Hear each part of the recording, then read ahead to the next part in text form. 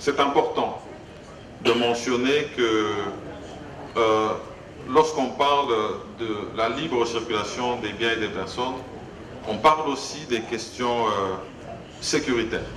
Parce qu'il faut assurer la sécurité de ces biens et de ces personnes.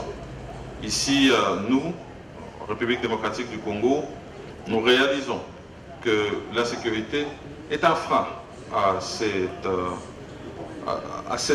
échanges qui pourraient s'accroître si jamais dans des zones comme l'Est de la République démocratique du Congo, nous avions plus de paix. Et ce n'est un secret pour personne que nous nous efforçons de nous battre pour arriver à résoudre ce problème sécuritaire. Problème sécuritaire causé par des groupes terroristes, des groupes armés, qui parfois trouvent leur base arrière ou même certains appuis au sein de pays membres de notre organisation.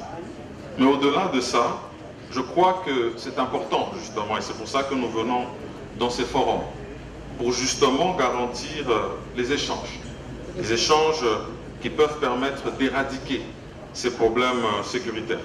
C'est pourquoi moi je voudrais ici saluer les décisions qui ont été prises lors des 3 derniers conclaves des chefs d'État de la communauté et pleinement satisfaite des avancées sur le point de vue politique, sous l'égide de son Excellence M.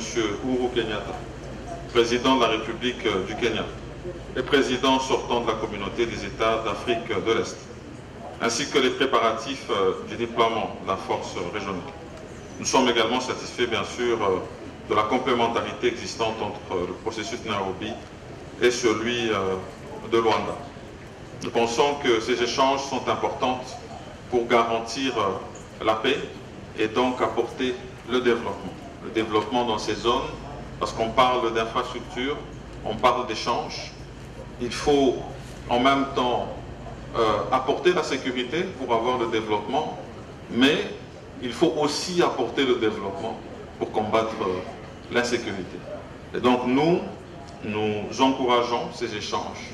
Nous encourageons à ce que les pays membres de l'East African Community puissent adapter leurs textes de sorte qu'on atteigne vraiment cette volonté d'avoir jusqu'à ce document commun qui pourra permettre à ce que